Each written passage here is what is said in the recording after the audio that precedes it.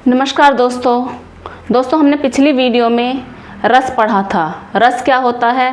काव्य में बोलने सुनने में जो आनंद प्राप्त होता है तो उसे हम रस कहते हैं। रस क्या होता है? रस होता है एक निचोड़ किसी भी चीज़ का जिसे पीने में हमें आनंद आता है। जैसे कि हमने मौसमी का रस निकाला या कोई भी रस बनाया तो उसे पीने में क्या होता है? आनंद आता है। जैसे कि अब गर्मियाँ आ रही हैं और गर्मियों में हम किसी भी रस को पिएंगे तो वो हमारे एक शरीर को आनंद देता है। ऐसे ही काव्य में जो ये मतलब रस होता है वह काव्य में आनंद का हमें बोध कराता है। और जहाँ पर क्या है, जो रस है ये काव्य की आत्मा है। जहाँ पर आत्मा नहीं होगी वहाँ पर शरीर नहीं होगा। जहाँ पर शरीर है और आत्मा नहीं है तो वहाँ पर शरीर का कोई काम नहीं होता है। ऐसे ही काव्य में रस होते हैं जो हमें आनंद का बोध कराते हैं, जिससे हमें आनंद प्राप्त होता है। तो हमने पिछली वीडियो में मैंने रस के भाग बताए थे और उसके अंग बताए थे और रसों को हमने बताए थे। भरत मुनि ने रसों की संख्या कितनी बताई है? 8 बताई है। और मेन रूप से जो रसों की संख्या होती है वो 9 होती है। और जो वर्तमान में रस की संख्या है वह क्या है? वह है 11। ठीक है। और हमने श्रृंगार रस को पढ़ लिया था। श्रृंगार रस के बारे में हमने पढ़ा था कि जो नायक और नायिका के बिछड़ने और उन्हें मिलने की जहाँ पर संभावना बनी हुई होती है वहाँ पर वियोग, जहाँ पर बिछड़ने का दर्द होता है या बिछड़ने की संभावना होती है वहाँ पर वियोग श्रृंगार होता है। और जहाँ पर मिलने की आशा बनी रहती है वहाँ पर संयोग श्रृंगार होता है। श्रृंगार के भी 2 भेद होते हैं। आज का हमारा टॉपिक है हास्य रस। क्या है? हास्य रस। और एक क्या है? करुण रस। करुण रस क्या होता है? करुण रस होता है किसी भी मतलब जो हमारे हृदय को दुख जहाँ पर पहुँचता है, जहाँ पर किसी भी, देखिए यहाँ पर लिखा है जैसे कि बंधु का विनाश। बंधु क्या होता है? बंधु मतलब अपना कोई प्रिय हो उसका विनाश, द्रव्य नाश। और प्रेमी के सदैव के बिछुड़ने के लिए जहाँ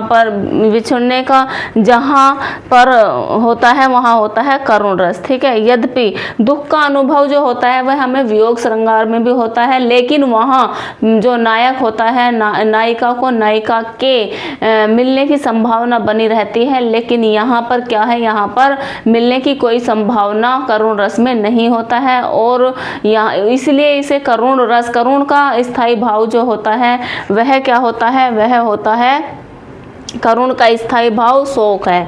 क्या है? शोक। शोक मतलब दुख। ठीक है। तो हम पढ़ेंगे करुण रस के बारे में। एक इसका उदाहरण है, देखिए पढ़ते हैं। अभी तो मुकुट बंधा था माथ, मतलब अभी तो मुकुट माथे पे बंधा था। हुए कल ही हल्दी के हाथ, और कल ही हल्दी के हाथ हुए हैं। खुले भी न थे लाज के बोल, मतलब कि उसकी अभी शर्म भी नहीं उतरी थी, लाज के बोल भी नहीं खुले थे, मतलब नई किसी की शादी हुई है। ठीक है। खिले थे चुंबन शून्य कपोल, और क्या था?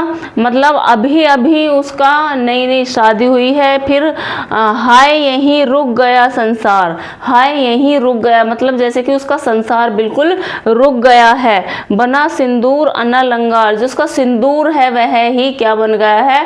अंगार बन गया है। वाताहत लतीका वह सुकुमार, मतलब वह बिल्कुल बेसहारा हो गए, बेसहारा पड़ी है छिन्ना धार, मतलब कि वह बहुत बेसहारा हो गई है। किसी की नई शादी हुई है और उसका जो है पति, उसका नायक, वह उससे बिछुड़ जाता है हमेशा के लिए, मतलब कि उसकी मृत्यु हो जाती है। तो इसी के बारे में यहाँ पर बताया हुआ है कि अभी उसकी शादी हुई है और अभी उस पर इतनी जो है विपत्तियाँ आ गई हैं। तो यहाँ पर क्या है? यहाँ पर एक जो है शोक मनाया जा रहा है। क्या है? शोक मना रही है जो भी नायिका है। तो शोक क्या होता है? शोक जो होता है करुण रस का स्थायी भाव होता है। और फिर जो करुण रस होता है उसमें हमें बिछुड़ने की, बंधु का विनाश, बंधु का सर्वनाश के बारे में हमें बताई जाती है। जहाँ पर भी आपको जिस भी वाक्य में आपको ऐसा कुछ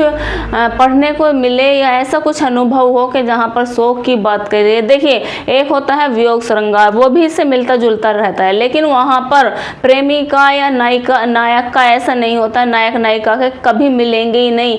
तो इसमें जो है होता है यहाँ पर मतलब कि बिल्कुल मिलने की आशा नहीं होती है। तो यहाँ पर होता है हमारा करुण रस। हमने बता दें कि बंधु विनाश, द्रव्य नाश और प्रेमी के सदैव के लिए बिछुड़ जाने की जहाँ बिछुड़ जाने से करुण रस उत्पन्न होता है। यद्यपि दुख का अनुभव में वियोग श्रृंगार में भी होता है, लेकिन वहाँ मिलने की आशा बनी रहती है। अर्थात जहाँ मिलने की बिल्कुल भी आशा नहीं होती है, वहाँ पर करुण रस होता है। तो ये हमने करुण रस के बारे में पढ़ा है।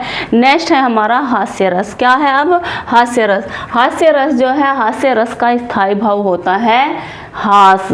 हास्य रस का स्थायी भाव हास। हास मतलब ह्रास, मतलब हास्य मतलब किसी का मजाक उड़ाना या किसी पे टोंट कसना या किसी की मतलब बहुत ज़्यादा बेइज्जती। बेइज्जती मतलब जैसे कि किसी का मजाक उड़ाते हैं ऐसे, ठीक है। तो इसकी परिभाषा क्या है? परिभाषा देखते हैं हम एक बार। वेशभूषा, किसी की क्या है? किसी की वेशभूषा को देखकर। मान लिया कि जैसे कोई किसी की शादी है और वहाँ पर कोई लेडीज या कोई भी दूल्हा पहन के आ गया फौजी कपड़े, तो वहाँ पर मजाक बन जाएगा।